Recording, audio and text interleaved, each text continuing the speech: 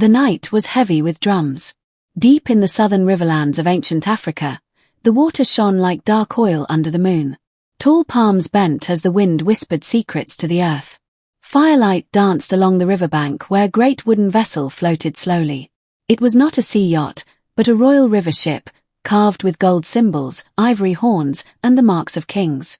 On that ship stood Queen Zawadi, a powerful black woman whose name meant gift. She was young, calm, and very rich. Not only in gold, but in land, cattle, salt roads, and sacred knowledge. Elders said her wealth was worth more than 3 billion cowries, a number so large people feared it. She wore white cloth and heavy gold rings. Her skin glowed in the firelight. Her eyes watched the water, quiet and sharp. She trusted the people behind her. That was her mistake. The drums suddenly stopped. The river went silent. Zawadi felt it before it happened. A cold touch in her chest. A warning from the ancestors. She turned. Too late. Strong hands grabbed her arms. Another pushed her back. The faces were familiar. Men she had fed, raised, and crowned with power. Her husband's brother. Her chief guard. Her closest trader.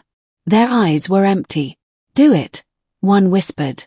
Before Zawadi could speak, they shoved her hard. She fell. The river opened its mouth and swallowed her whole. The ship sailed on. Above the water, no one screamed. Below the water, the river roared. Zawadi sank deep. Her cloth wrapped around her legs. Her breath burned. Darkness closed in like a fist. But she did not panic. As the water filled her ears, she remembered the words of Grandmother Nolla, the blind seer of the mountain. When they throw you away, do not die. Become something else. The river dragged Zawadi down.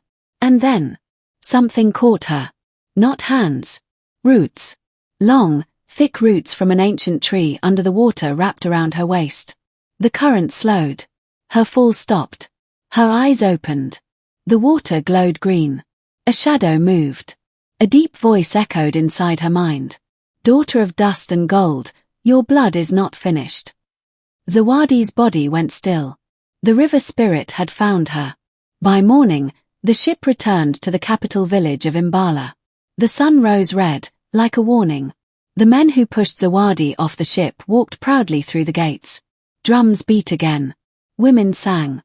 No one knew what had happened on the river. They went straight to the palace. Before the elders, the chief guard bowed low. Our queen fell into the river last night, he said with a sad voice. The spirits took her.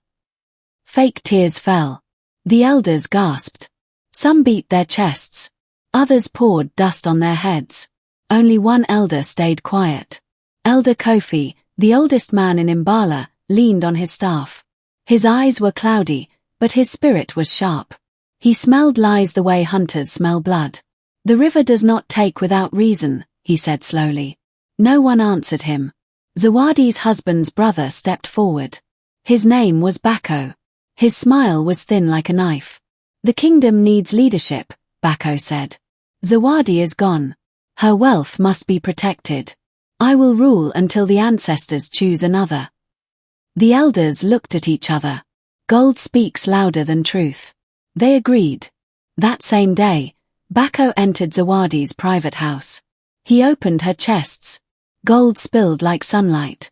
Sacred seals. Trade maps. Spirit charms. Everything she owned, everything worth 3 billion cowries, was claimed. Outside, the people mourned. Inside, the thieves celebrated. They drank palm wine and laughed. She trusted us, one man said. She was too soft, another replied. Bako raised his cup. The river ate her. Let us eat her wealth. They did not know the river had spat her out. Far away, beyond the singing villages and open savanna, beyond the salt roads and drum hills, the river bent toward a forbidden forest. That forest had no birds. No hunters entered it. That was where the river released Zawadi. She lay on wet black soil as dawn broke. Her body shook. Her lungs burned. Her white cloth was torn and brown with mud. She was alive. Slowly, she sat up. Around her stood tall trees with red eyes carved into their bark. Bones hung from branches. The air smelled old, like forgotten graves. She was not alone. 3 figures stood before her. They were tall, dark. Their bodies looked like smoke and bark mixed together. Their eyes shone like fire inside caves. Ancestors. The middle one stepped forward. A woman with braids made of ash. You were thrown away, the ancestor said. Do you want revenge? Zawadi's lips trembled. She thought of the hands pushing her. The lies. The stolen crown. The laughter. Yes, she whispered. The ancestors nodded. But revenge has a price, the woman said. Your old life is dead. Zawadi lifted her chin. Then bury it, she said. I will build a new one. The forest wind rose. Drums beat without drummers. The ground shook. The ancestor touched Zawadi's forehead. Fire ran through her blood. You will return, the voice said. Not as prey, but as judgment. Zawadi screamed, not in pain, but in power. Far away in Imbala, the royal fire went out by itself. Elder Kofi woke from his sleep, sweating. The river has spoken, he whispered. And deep in the forbidden forest, Queen Zawadi opened her eyes. They no longer looked like human eyes. They looked like the storm before destruction. The forbidden forest breathed like a living thing. Mist crawled along the ground, cold and slow. Tall trees blocked the sun, turning day into deep shadow. Strange drums echoed without hands. The air smelled of wet earth, old blood, and ancient magic. Queen Zawadi stood barefoot on the black soil. She was no longer weak. Her body still ached, but her spirit burned hot. The ancestors had marked her. Symbols like faint fire scars rested on her arms and chest. They moved when she breathed, like sleeping snakes. The 3 ancestors circled her. You must disappear, said the ash-braided woman. If they believe you live, they will hunt you again. Zawadi nodded. I will become smoke, she said. The ancestors smiled. For 7 days and 7 nights, Zawadi stayed in the forest. She ate bitter roots and drank from glowing streams. She slept on stone. She learned silence. She learned pain. She learned power. At night, spirits came. Some wore animal skins. Some had no feet. Some spoke through wind and leaves. They showed her visions, past, present, and future. She saw Bako on her throne. He wore her crown. She saw her wealth being counted. Gold moving from her house into greedy hands. Sacred charms broken. Trade routes sold. She saw Elder Kofi sitting alone, refusing food, his eyes full of worry. Then she saw blood. Fire. Screams. The ancestors spoke again. Revenge is not rushing, the ash-braided woman warned. It is patience wrapped in silence. Zawadi listened. She trained. An old hunter spirit taught her how to move without sound. A river spirit taught her how to breathe slowly and hide her heartbeat. A mountain spirit taught her how to stand firm even when fear shook her bones. Her hair was cut short with a stone blade. Her fine cloth was replaced with dark leather and woven leaves. Her gold rings were buried beneath a tree. The queen must die, the ancestors said, so the shadow may live. On the 8th night, they gave her a new name. Nyoka. Snake. Silent. Waiting. Deadly. Back in Imbala, things were not peaceful. Bako ruled, but fear ruled him. Strange things began to happen. The royal fire went out every night, even when guards watched it. Drums beat in empty courtyards. Children spoke to shadows. Hunters returned saying the forest was moving closer. Bako laughed in public. But at night, he could not sleep. He dreamed of water filling his mouth. He dreamed of eyes watching him from the dark. One night, his chief guard, one of the men who pushed Zawadi, was found dead. No wound. No blood. His eyes were wide open. Around his neck was tied a single white thread. Ancestral sign. Panic spread through the palace. The spirits are angry, the people whispered. Bako called the elders. They are trying to scare us, he said. Zawadi is dead. The river ate her. Elder Kofi looked straight at him. The river returns what does not belong to it, the old man said. Bako's jaw tightened. Watch your words, he warned. That night, the wind screamed like a woman crying. Far from the village, Nyoka moved. She watched from the hills, from tall grass, from river bends. She did not rush. She studied. She learned which guards slept, which ones drank too much palm wine, which paths were unguarded, which elders still respected Zawadi's memory. She met a hunter named Tamba, a quiet man whose family Zawadi once saved from hunger. He had lost his brother after Bako took power. Nyoka revealed herself only in shadow. I fight for the queen, she said. Tamba bowed low. Then I fight for you, he answered. Soon, others joined. A woman trader whose goods were stolen. A warrior whose land was taken. A young priest whose shrine was burned. They did not know Nyoka was Zawadi. They only knew she carried the truth. Together, they became whispers in the night. They cut supply lines. They spread rumors. They left signs, white threads, broken charms, watermarks, where only the guilty would understand. Fear grew like a disease. Bako became cruel. He ordered beatings, arrests, sacrifices. The people suffered. Elder Kofi secretly poured libation at Zawadi's old shrine. If you live, he whispered, come home. One night, Nyoka returned to the river. The same river that swallowed her.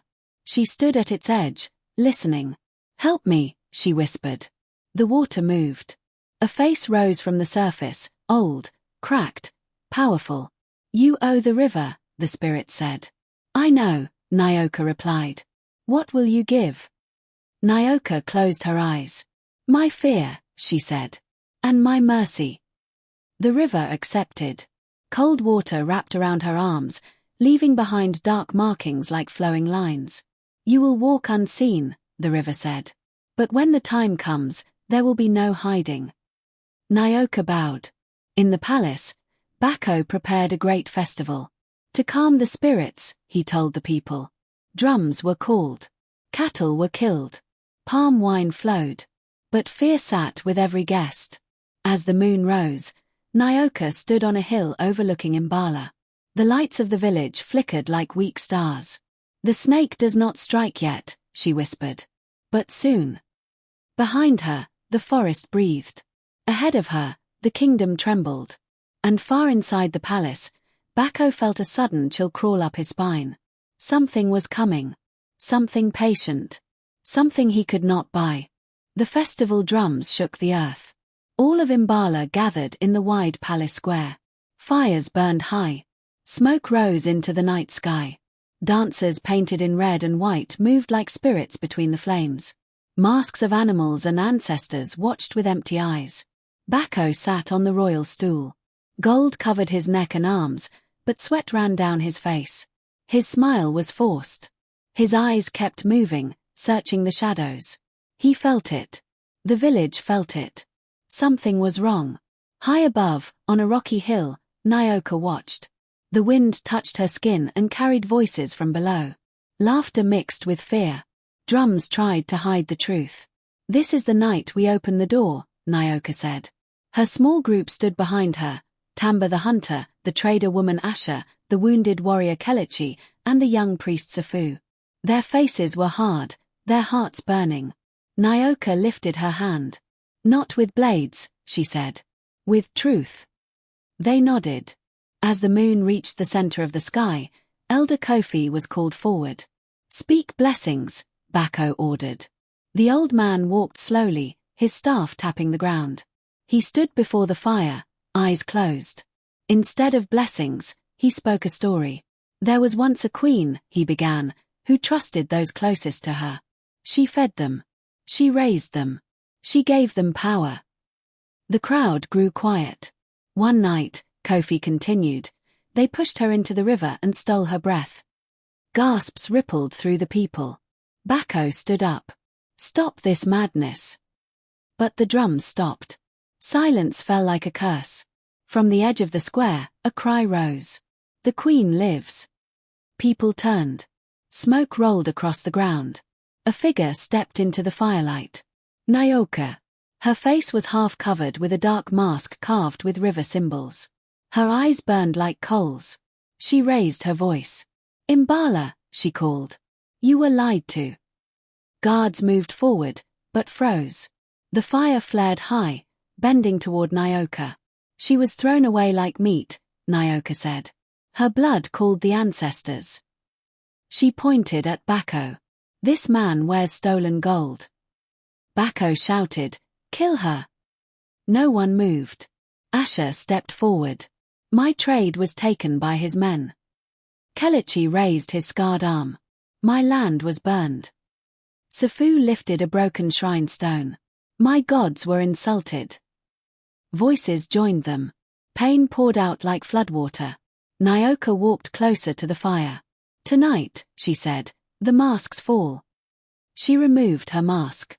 The crowd screamed. It was Zawadi. Older. Harder. Alive. Elder Kofi dropped to his knees. "The river has returned her," he whispered. Bako stumbled back, face white as ash. "You are dead," he stammered. Zawadi smiled coldly. "I was," she said. "You made sure of that." The wind howled.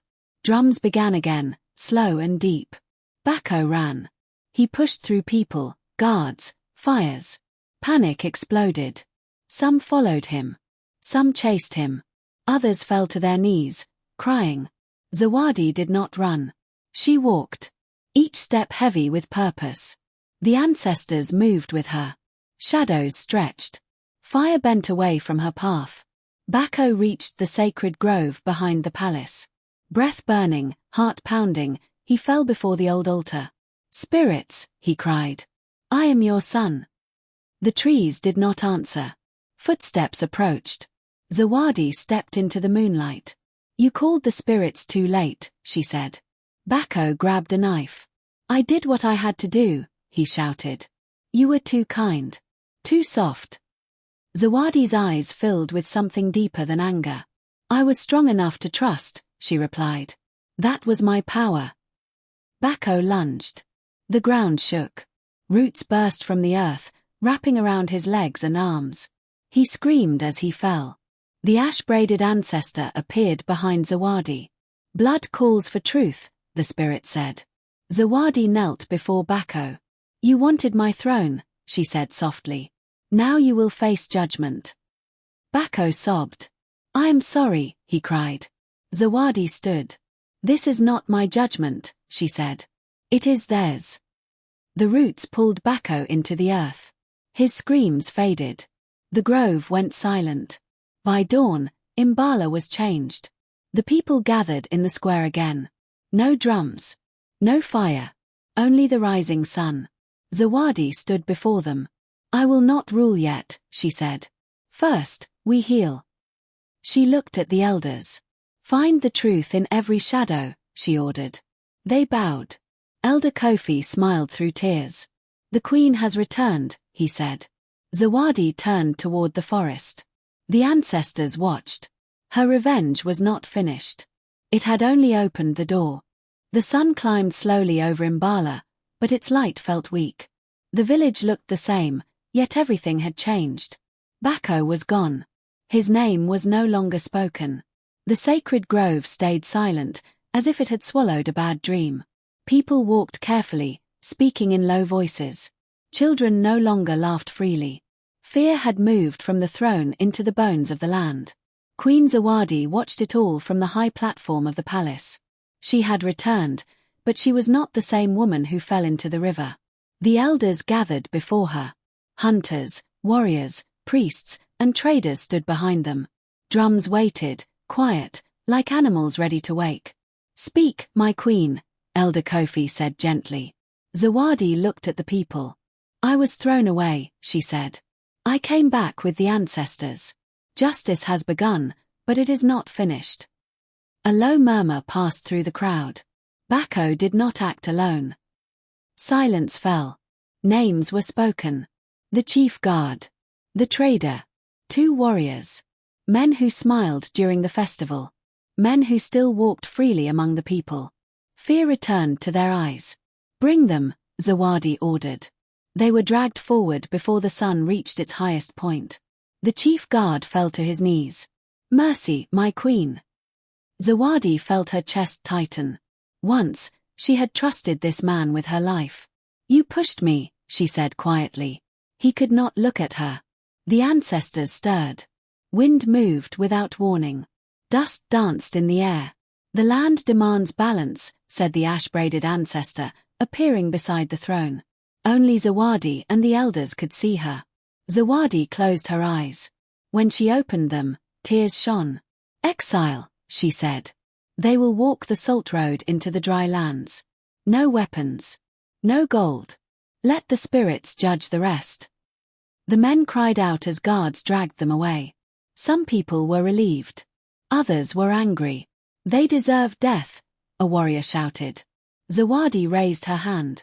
Blood alone does not heal, she said. But inside, her heart was heavy. That night, Zawadi could not sleep. The palace felt cold. Too quiet. She walked alone to her old private room. Everything had been touched, moved, stolen, returned. It no longer felt like home. A shadow moved near the doorway. Zawadi turned fast. It was Tamba. My queen, he said softly. She studied him. You should not be here at night. I had to warn you, he replied. Some warriors are unhappy. They say you are weak. Zawadi felt the words like a cut. They want blood, Tamba continued. They want fear. They want the old ways. Zawadi looked toward the dark hills. And what do you want? She asked. Tamba hesitated. I want peace, he said. But peace is angry. Before Zawadi could answer, a horn sounded. Then another. Then screams. Firelight exploded in the distance. The eastern gate, someone shouted. Zawadi ran. The eastern gate burned. Warriors loyal to Bako's memory had risen. Their faces were painted black. Spears flashed. Drums beat fast and wild. Death to the spirit queen, they screamed. Zawadi stood before them. I am still your queen, she said. A spear flew past her head. The battle began. Steel met steel. Fire met flesh. The night filled with smoke and blood. Zawadi moved through the chaos like a storm. She did not carry a weapon. The ancestors walked with her. When a warrior raised a blade, roots grabbed his feet. When another charged, the wind pushed him back. Fire bent away from her skin. But power has a cost. Each time she called the spirits, her body weakened. Her breath grew heavy. Her vision blurred. The ash-braided ancestor appeared again. Enough, the spirit warned. Your life is the price. Zawadi ignored her. She saw a young warrior charging, too young. Fear in his eyes. She reached out. Stop. He hesitated. Another warrior struck him from behind. The boy fell, blood pouring into the dust. Zawadi screamed. The earth shook. A wave of force blasted outward.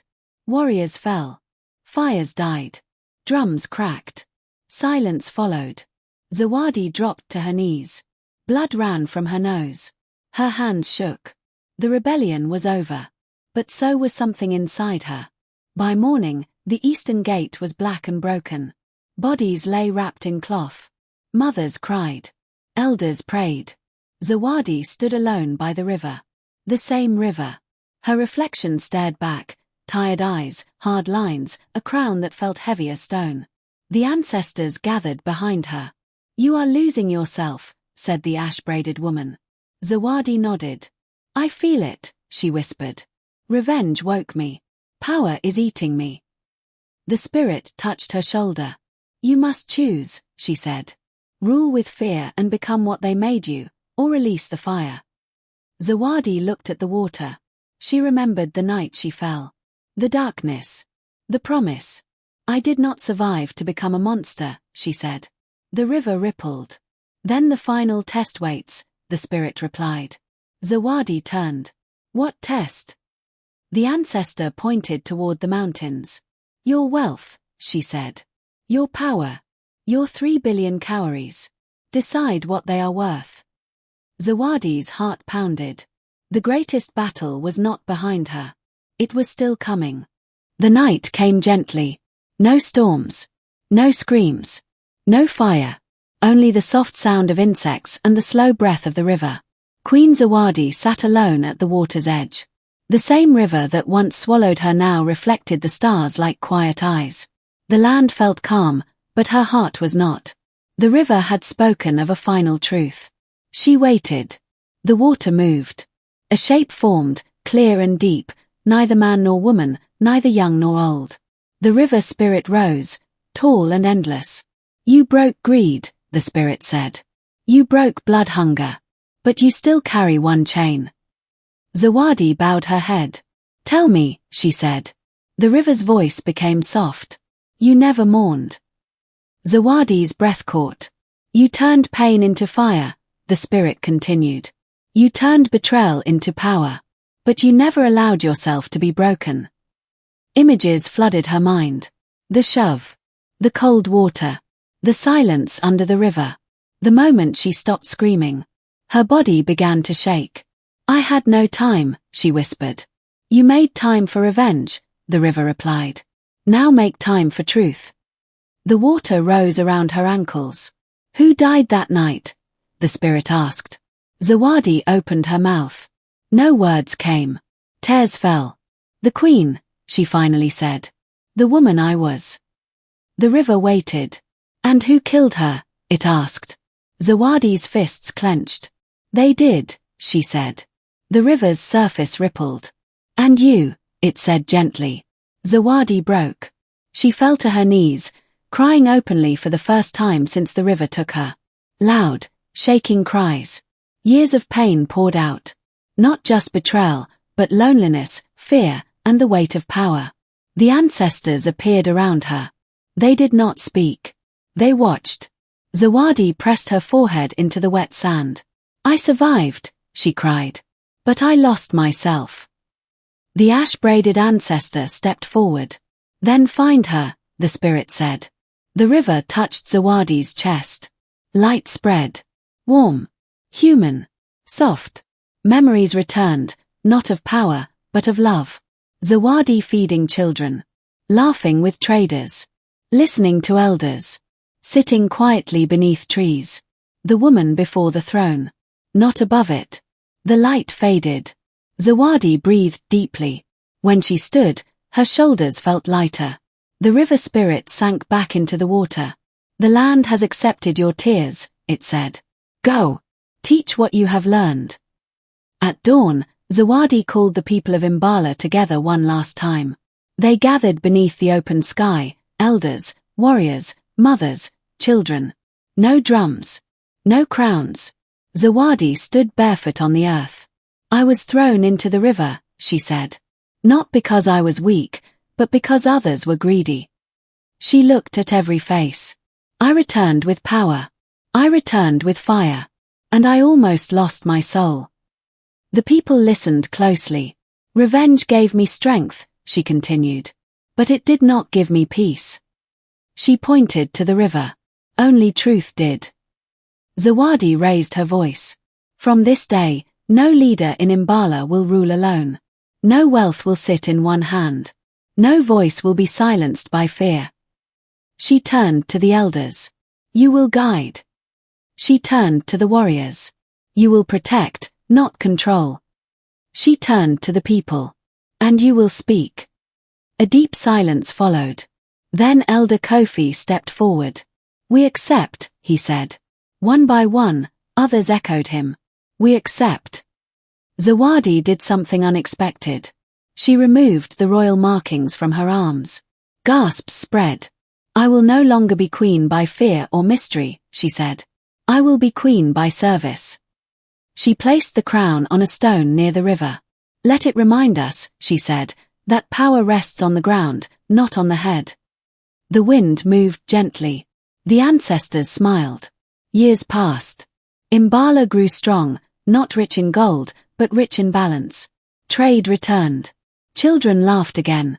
The forest pulled back. The river flowed calmly. Stories were told around fires. Of a queen who was betrayed. Of a woman who died and returned. Of a ruler who chose to let go. Zawadi grew older. She walked among the people, not above them. When her time came, she did not die in fear. She walked to the river at sunset. The water welcomed her. Moral lesson. Greed creates enemies, but wisdom creates peace. Revenge may give power, but only truth gives freedom. And a true leader is not the one who holds the most wealth, but the one brave enough to let it go. The mountains rose like sleeping giants. Cold wind cut through stone paths as Queen Zawadi climbed higher.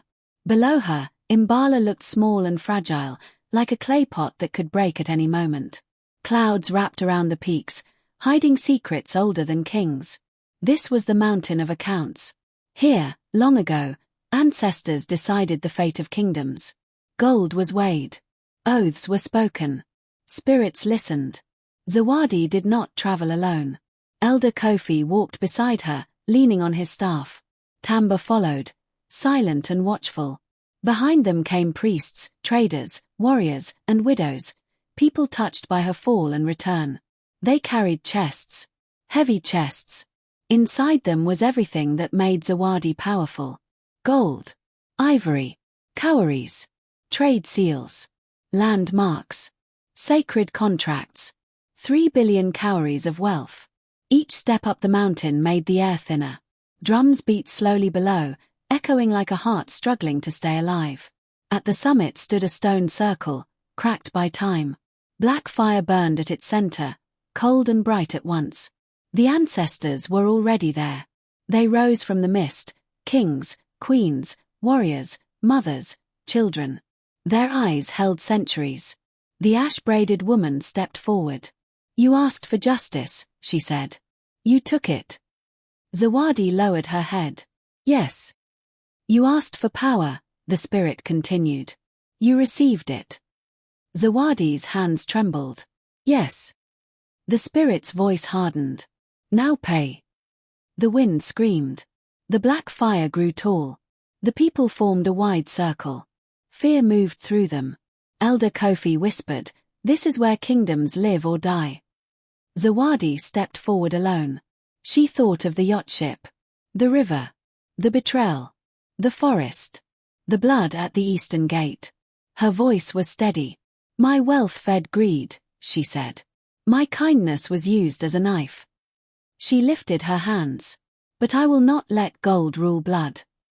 She turned to the chests. One by one, they were opened. Gold spilled like sunfire. Cowries clattered like rain. The people gasped. Zawadi took a deep breath. "Spirits of the land," she called. "Hear me." The ancestors leaned closer. "I offer this wealth," she said, "not to build my throne, but to break the curse it carries." She pushed the first chest into the black fire. It did not burn. It screamed. A sound like crying metal filled the air. The fire swallowed gold and cowries alike. The mountain shook. People fell to their knees. Zawadi pushed another chest. And another. With each offering, memories struck her. Laughter in her old palace. Her husband's brother smiling. Hands pushing her back. Water closing over her head. Tears streamed down her face. Tamba stepped forward. "My queen," he whispered. "You do not have to give it all." Zawadi looked at him. "If I keep it," she said, "it will keep asking for blood." She pushed the final chest. The fire roared. A storm exploded above the mountain. Thunder cracked. Wind tore at cloth and skin. The ancestors raised their arms. "It is enough," they cried. The black fire collapsed inward. Silence fell. When the smoke cleared, the chests were gone. The fire was gone. Only ash remained. Zawadi collapsed. Elder Kofi caught her. "She lives," someone cried. The ash-braided ancestor knelt beside Zawadi. "You have broken the chain," she said softly. "No gold will ever own your blood again." Zawadi opened her eyes. "I am empty," she whispered. The spirit smiled. "Now you are free." The return to Imbala was quiet. No drums. No celebration. The people walked with bowed heads, thinking. When they reached the village, Zawadi called everyone together. She stood without crown or jewelry. "I am still your queen," she said. "But I am not your owner." She pointed to the lands, the river, the forests. "These belong to us all." Murmurs spread. Zawadi raised her voice. There will be no single throne of gold. Power will be shared. Elders will watch elders. No ruler will stand alone again. Some feared this. Others felt hope for the first time. Zawadi turned to Elder Kofi. You will guide this council, she said. He bowed deeply. At sunset, Zawadi walked alone to the river again. She knelt. I have given everything, she whispered. The water moved. A calm voice answered. Not everything. Zawadi looked up. The river reflected her face, no longer burning, no longer broken. Balanced. But one shadow remains, the river said. One truth you have not faced. Zawadi's heart tightened. What truth? The river was silent. Far away, a drum beat once. Slow. Heavy. The final lesson was coming.